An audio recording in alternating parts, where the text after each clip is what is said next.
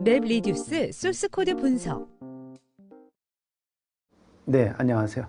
자, 오늘은 맵 리듀스를 소스 레벨에서 한번 꼼꼼히 분석하는 시간을 갖도록 하겠습니다. 자, 맵 리듀스의 그 전형적인 예제, 워드 카운트를 계산하는 문제였죠. 자, 전체적인 아키텍처 한 번만 더 상기를 시키고 그 다음에 넘어가도록 하겠습니다. 자, 인풋에서부터 파이널까지 어떤 일이 벌어지나요? 인풋에 dear, bear, river. 자, 이런 데이터가 들어왔을 때 먼저 데이터를 나눠서 스플리팅 시키는 거죠. 자, 스플리팅 시켜서 나눠져 갖고 그 다음에 맵 단계로 들어가죠. 맵 단계에서는 한 줄 한 줄씩 읽어서, 그죠? 그 파일이 있으면 파일에 여러 개의 줄로 이루어져 있을 거고, 라인 그 줄을 한 줄씩 한 줄씩 읽어요. 그런 다음에 워드로 토커나이징, 자, 구분을 해서 워드 단위로 워드 콤마 1, 키 콤마 밸류로 이렇게 만드는 거, 그거를 이제 맵이라고 얘기한다라고 말씀드렸고요. 자, 그게 끝나면 그거의 결과물이 키와 밸류의 쌍이죠. 다시 말씀드리면 단어 콤마 1의 쌍이에요. 그 쌍이 하둡을 통해서 셔플링 되죠. 셔플링 되고, 자, 셔플링 된과 동시에 그 쌍이 정렬이 되면서 각 워드에 대한 숫자 1에 대해서 1,1, 1 이런 식으로 지금 나오고요. 자, 그게 이제 리듀스 단계로 넘어가면서 리듀스 함수가 그걸 읽게 되고 이렇게 집계하는 그런 단계로 보시면 되겠습니다. 자, 요거 기억을 하시고 소스 레벨에서는 어떻게 구현을 할 것인가에 대해서 한번 확인해 보도록 하겠습니다. 먼저 자바죠. 자바 소스를 보고 확인을 할게요. 자, 자바 언어는 크게 여러분들 코딩을 하실 때 자바는 객체 지향 언어다. 그 다음에 자바를 쓰기 위해서는 그 위에 필요한 라이브러리를 임포트를 먼저 시켜야 되죠. 그래서 첫 번째 지금 보시면 이 화면은 필요한 라이브러리를 임포트한 화면이에요.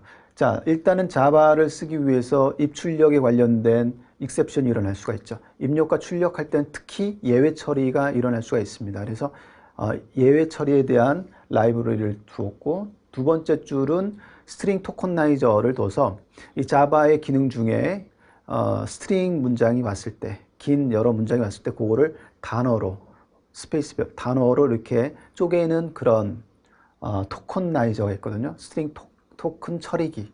그래서 그 토큰 처리기를 쓰겠다라는 거고요. 자, 세 번째는 요 컨피그레이션인데 하둡 시스템 클러스터의 구성 정보를 가져오는 그런 라이브러리가 되겠죠. 그 다음은 파일 시스템의 패스를 얻어오는 라이브러리. 그 다음에 그 다음에 나온 거는 뭐야? 인티저 라이터블이라는 요거는 조금 지금 밑줄을 쳤는데요. 인티저 라이터블 텍스트. 요거는 그 하둡 시스템 안에서만 사용되는 스페셜한 데이터 타입이라고 보시면 되겠습니다. 뒤쪽에 조금 더 나오니까 말씀을 드릴게요. 인티저 라이터블 그러면 하둡 시스템에서 사용되는 특수한 정수형 데이터 타입이다, 이렇게 생각하시면 되고요. 텍스트라고 하는 거는 하둡에서 사용되는 스트링형 데이터 타입이라고 생각하시면 돼요. 자, 그 다음에 나머지는 맵리듀스에 해당되는 그런 라이브러리죠. 자, 잡에 대한 거, 매퍼에 대한 거, 리듀스에 대한 거. 그 다음에 이 위아래는 인풋과 아웃풋의 파일 시스템의 라이브러리인 거죠. 자, 요런 라이브러리들이 필요하다라는 뜻이에요. 요걸 선언을 해 주시고요. 자, 그 다음에 실제 핵심인 맵과 리듀서의 클래스를 만들면 되겠죠. 맵과 리듀스로 되어 있는데 요거를 이름을 좀 이렇게 뒀어요. 토커나이저 매퍼. 그 다음에 이제 뒤쪽에 리듀서 M이라는 그 클래스 이름을 저희가 따로 정의를 했고요. 그 두 개를 합쳐서 우리는 워드 카운트 클래스로 뒀습니다. 그래서 워드 카운트 클래스, 그 다음에 토커나이저 매퍼, 그 다음에 리듀서 M, 그 다음에 뒤쪽에 보면 메인 드라이브 함수가 있습니다. 이렇게 크게 매퍼, 리듀서, 그다음 메인 함수 이렇게 세 개의 함수를 두고 그 다음에 그걸 전체적으로 워드 카운트 클래스로 만든 것입니다. 자, 첫 번째 줄 토커나이저 매퍼라는 클래스를 뒀고요. 얘는 상속을 받는다. extend 상속을 받는다. 어디서 상속을 받느냐? 매퍼 클래스에서 상속을 받는다. 이렇게 생각하십니다. 매퍼 클래스라는 게 있고 기존에 여러분들이 커스터마이징한 토커나이저 매퍼를 하나 만든 겁니다. 그래서 매퍼라는 클래스에서 상속을 받는다. 이렇게 생각을 하시면 되고 매퍼 클래스는 4개의 인자로 구성이 되어 있다. 그래서 오브젝트, 텍스트, 인테저 라이터블이라는 4개의 인자로 되어 있다라고 기억을 해 두시는데요. 이 첫 번째 2개의 인자는 인풋용이에요. 그 다음에 세 번째, 네 번째는 아웃풋용인 거예요. 자, 인풋용은 뭐냐? 그러니까 매퍼가 입력을 받을 때 사용하는 그런 형태고 아웃풋은 뭐냐? 이 매퍼가 로직이 끝난 다음에 출력하는 용도예요. 예, 그래서 첫 번째 2개의 그 부분을 보면 오브젝트 텍스트인데 요거를 키 밸류라고 생각하면 돼요. 여기가 키 밸류. 그래서 키와 밸류의 쌍으로 입력을 받는 거예요. 키와 밸류의 쌍으로 입력을 받고 그다음에 수행을 한 다음에 아웃풋도 키와 밸류의 쌍으로 아웃풋을 내겠다라는 것입니다. 그래서 매퍼의 인자는 이렇게 4개의 키 밸류, 인풋 키 밸류, 아웃풋 키 밸류 이렇게 인자가 4개의 인자로 구성이 되어 있다 생각하시면 되겠습니다. 자, 그 다음에 클래스라고 하는 거 있잖아요. 이 클래스는 객체 지향의 개념을 그대로 담았잖아요. 여러분 객체라고 하는 것은 크게 속성과 behavior, 속성과 그 행동으로 되어 있죠. 그래서 property, method로 되어 있잖아요. 그래서 이 위쪽에 property를 선언을 했고 그 다음에 뒤쪽에 behavior에 해당되는 함수, method를 선언을 한 겁니다. 그렇게 크게 보시면 되는데 자, 여기 2줄, 첫 번째 줄이 이 one이라고 하는 변수를 하나 선언했고 두 번째 줄이 word라는 변수를 하나 선언을 했어요. 자, one이라고 하는 이 변수는 변수 데이터 타입이 integer writeable이에요. integer writeable. integer writeable 아마 처음 들어보셨을 거예요. 자바를 공부하셨던 분들도 인테저면 인테저지 뭐 웬 인테저 라이터블이야. 자, 인테저 라이터블은 하둡 시스템에서 특별하게 만들어 놓은 스페셜한 데이터 타입이에요. 그래서 인테저 데이터 타입을 쓰지 않고 인테저 라이터블이라는 스페셜한 데이터 타입을 그대로 사용을 하도록 했습니다. 그래서 그렇게 사용한 이유는 하둡이 빅데이터를 처리를 해야 되고 그 다음에 빅데이터 처리하기 위해서는 각 노드들한테 데이터를 던져주고 그 데이터를 던질 때 직렬화하고 역직렬화하는 그런 형태로 네트워크에 타고 넘어가야 되거든요. 데이터가 병렬로 작업했던 것들이 네트워크를 탈 때는 직렬화를 통해서 한 줄로 서서 가야 된단 말이에요. 그렇게 갈 수 있는 데이터 타입을 아예 인테저 라이터블이라고 하는 데이터 타입을 스페셜하게 만들었다라고 생각하시면 되겠습니다. 그래서 인테저 라이터블이라고 하는 데이터 타입으로 선언을 하시고요. 근데 이게 원이라고 하는 건 뭐냐면 추정을 해보면 우리가 이제 맵리듀스 함수가 끝나고 출력이 어떻게 돼요? hello.1 그죠? car.1 뭐 이런 식으로 좀 다 뭐예요? 단어마다 1이라는 숫자가 붙게 돼 있거든요. 1. 그래서 그걸 그냥 변수 1이라고 여기서는 선언을 한 거다라고 생각하시면 될 거고요. 여기 텍스트라고 하는 거는 자바에서는 스트링 데이터 타입이죠. 자바에서는 스트링 데이터 타입인데 요거를 하둡에서는 텍스트 데이터 타입으로 스페셜하게 데이터 타입을 새롭게 만들었습니다. 그래서 워드에 해당되는 거는 텍스트 데이터 타입이다. 근데 스트링 형태를 담아 놓는다. 이렇게 생각하시면 되고요. 요때 2개를 이제 키 밸류로 입력을 받을 때 이 밸류에 해당되는 게 이제 텍스트가 입력으로 들어오게 되는데 그 입력으로 들어오는 게 파일에서 한 줄, 라인 한 줄씩 들어온다라고 이렇게 생각하시면 될 것 같아요. 쭉쭉쭉쭉 들어오는데 라인 한 줄씩 들어오게 된다라고 생각하시면 되겠다.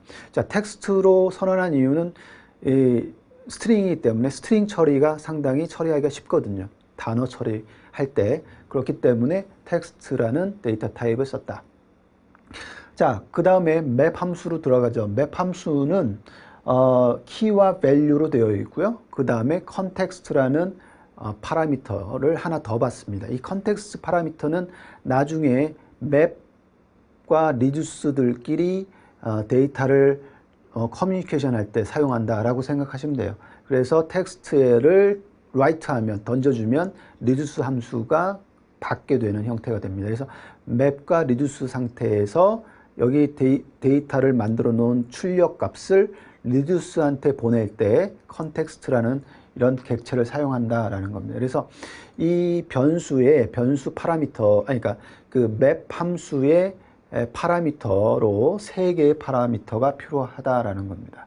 자, 그 다음에 뭐 throw exception, interrupt exception 이거는 뭐 자바 하셨으면 아시겠죠. 예외가 날 경우에 맵 처리를 할 때 예외가 분명히 존재하죠. 잘못될 수 있어요.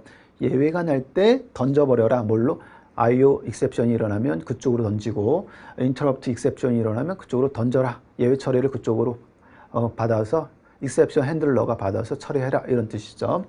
자, 그런 다음에 안쪽에 로직을 한번 봅시다. 로직은 맵 함수가 하는 로직은 뭐라고 그랬어요?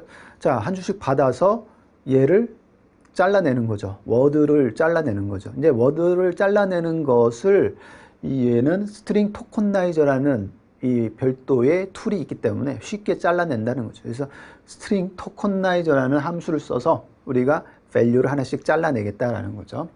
자, 여기서 while문을 돌려서 토큰이 있을 때까지, 다시 말씀드리면 맨 끝줄까지 계속 읽을 수 있게 되는 거죠. 그래서 토큰이 있을 때까지 토큰을 하나씩, 잘라져 있는 토큰 하나씩 받아들여서 그걸 워드로 세팅을 하고, 그 다음에 실질적으로 워드 콤마 1, 워드 콤마 1이라고 하는 쌍으로 내가 리듀스한테 보내야지 라고 하는 겁니다. 그래서 context.write라는 메소드를 쓰게 되면 이제 워드 콤마 1의 쌍으로 이렇게 보내지게 되는 것이죠. 사실은 리듀스한테 보내는 게 아니라 맵 리듀스 아키텍처를 가지고 있는 하둡한테 던져주는 거죠. 그러면 하둡이 그걸 가지고 셔플링이나 소트 작업을 하게 되는 것입니다. 어떠세요? 맵퍼에 해당되는 클래스에 대한 설명입니다. 굉장히 짧지만 뭐 짧지만 어떠세요? 처음 보면은 특이한 데이터 타입들도 있고 그 다음에 그렇긴 한데 하나씩 살펴봤으니까 여러분 이해가 되셨을 거라고 생각합니다. 자, 그래서 라이터블이라는 것을 조금 말씀드리면 자바에서의 인터페이스 구현과 비슷한 형태로 여기 만들었고요. 그래서 우리가 자바에서 인터페이스를 만들면 인터페이스를 구현하는 거. 그러니까 인터페이스는 하나의 그 굉장히 추상화된 개념이거든요. 그래서 하나의 어떤 그 파라미터 정도, 이름하고 파라미터 정도만 선언을 하고 나머지 해당되는 구현에 대한 부분은 다른 쪽에서 구현을 하죠. 그래서 인터페이스를 사용하는 유일한 방법은 다른 클래스에서 구현하는 방법입니다. 이거는 이제 자바를 좀 공부를 하셨으면 아실 건데 어찌됐든 라이터블이라고 하는 것도 인터페이스 형태로 구현을 한 거고, 이 인터페이스 형태로 구현을 하면서 그 자바가 지원해주는 데이터 타입들, 기본적인 데이터 타입을 우리는 프리미티브 데이터 타입이라고 그래요. 원시 데이터 타입.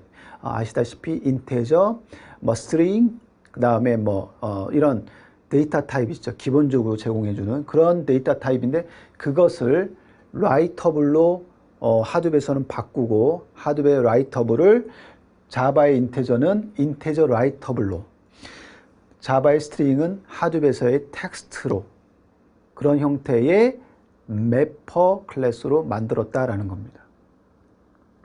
그래서 이렇게 만든 이유는 서두에도 말씀드렸지만 하둡이라고 하는 것은 빅데이터를 처리하고 그 빅데이터가 병렬로 내부에서 처리하다가 실제로 노드와 노드끼리 데이터가 이동이 될 때는 직렬화 작업을 해야 됩니다. 그래서 직렬화 작업할 때, 역직렬화 할 때 훨씬 더 편리하게, 더 유용하게 만들기 위해서 이런 라이터블이라는 새로운 데이터 타입을 만들었다라고 생각하시면 되겠습니다.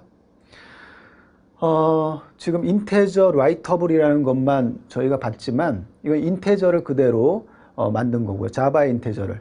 만약에 자바의 롱 타입은 우리 하둡에서 쓴다 그러면 long writeable이 됩니다.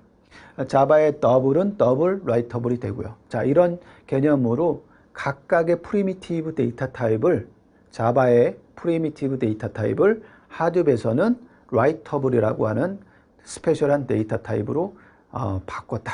이렇게 생각하시면 되겠네요. 자, 리듀스 함수 클래스를 한번 볼까요? 리듀스는 우리가 새롭게 그냥 in-sum 안에서 sum 그 합계를 한다라는 의미로 in-sum reducer라는 이름으로 제가 그게 만들었고요. in-sum reducer라고 했고, 걔는 어느 그 클래스에서 상속을 받아요? 리듀스 함수에서 상속을 받는다라고 생각하시면 돼요. 리듀스 함수에서 상속을 받는데 리듀스 클래스도 4개의 인자로 구성이 되어 있어요. 그래서 text in writable, text in writable. 앞에 2개의 인자는 리듀서 입장에서는 인풋이 되고요. 뒤에 2개는 아웃풋이 되는 겁니다. 그래서 첫 번째 2개는 키 밸류가 되고요. 두 번째 밸류는 또 키 밸류로 나가게 되는 거죠. 그죠? 리듀스 그 함수를 생각해 보세요. 입력이 뭐예요? 입력은 어디서 와요? 어디서 와? 어디서 오냐면 맵 함수의 아웃풋으로 되어 있는 키와 밸류, 워드, 1 얘네들이 오잖아요. 걔가 리듀서의 입력으로 들어오는 거예요. 입력. 따라서 키와 밸류가 되는 거고요. 텍스트 in writable. 자, 키가 여기서는 뭐예요? 텍스트죠. 텍스트. 키 밸류. 그렇잖아요. 그러니까 카, 콤마, 원. 뭐, 그 다음에 헬로, 콤마, 원. 이런 식으로. 앞에가 워드잖아요. 스트링, 텍스트. 그래서 텍스트, 콤마, writable이 인풋이 된다. 자, 그것을 나중에 처리해서 결과도 키, 콤마, 리절트가 되죠. 키, 콤마, 리절트가 되기 때문에 아웃풋의 인자도 텍스트 in writable로 가야지라고 생각하시면 되겠습니다. 자, 리절트라는 변수가 하나 필요해서 나중에 결과를 담을 거니까 in writable로 해서 리절트를 인테저 형태로 두었네요. 그 다음에 리듀스 함수를 보면 리듀스 함수는 키, 그 다음에 value, context 이렇게 3개의 인자가 있죠. 똑같이 얘도 키와 value가 중요하고 세 번째 context는 실제 그 하둡 시스템한테 알려주는 컨텍스팅하는 그런 형태라고 보시면 되겠습니다. 자, 키가 이제 텍스트 형태인데 그 텍스트 형태의 키가 중심이 돼서 리듀싱을 하겠다라는 뜻이고요. 키가 여러분 얘는 좀 특이하게 리듀스의 키는 중복을 허용하는 키가 되죠. 사실 키는 사실 우리가 상식적으로 봤을 때는 중복 허용하면 안 되는데 얘는 중복이 허용되는 키죠. 그러니까 다른 쪽에서 맵 함수에서 hello, 1이 올 수도 있고 다른 쪽에서 또 hello, 1이 올 수도 있고 hello, 1이 되게 많을 수 있거든요. 키와 value인데 이 키를 중복 허용되는 키라고 보시면 될 것 같아요. 그죠? 자, 그런 형태고요. 자, 이거를 이제 sum은 초기화해서 제로로 시작하고 그다음에 value는 키와 value인데 이 value가 어때요? 1 혹은 1,1 혹은 1,1,1. 자, 이런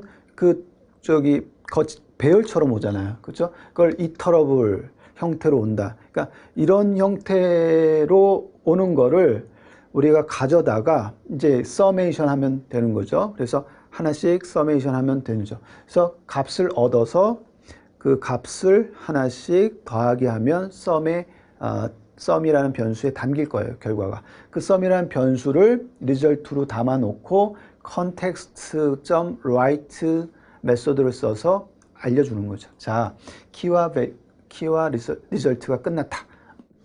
자, 이렇게 알려주는 겁니다. 그래서 reducer 함수 어떠세요?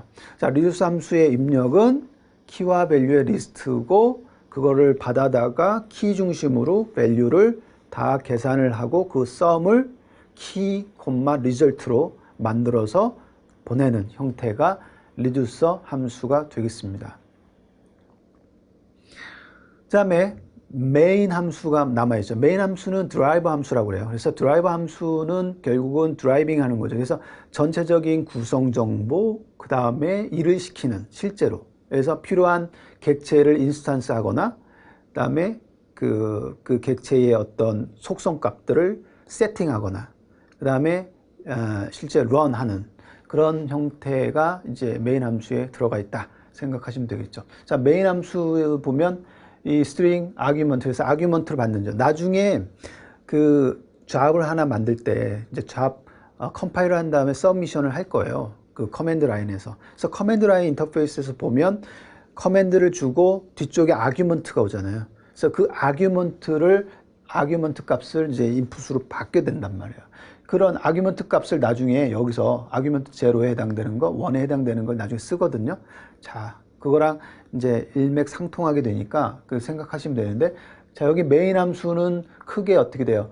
이 configuration 그 라이브러리, 그 하둡이 가지고 있는 그 구성 정보를 담고 있는 그런 객체죠. 그 객체를 하나 만들고요. 인스턴스를 시키고 그 객체의 이름을 객체에서 사용되는 그 잡의 이름을 하나 인스턴스를 하나 만든 거죠. 그 이름을 word count라고 하나 만들었습니다. 그래서 word count라는 잡 인스턴스가 생기고, 자, 그 다음부터는 그 잡에 해당되는 세팅 값을 쭉 넣어주면 되죠. 그래서 자르는 word count 클래스야. 그 다음에 mapper 클래스는 이런 이름이야. 컴바이너 클래스와 리듀서 클래스는 동일하게 insum reducer 클래스가 할 거야. 그 다음에 output key 클래스는 text 클래스야.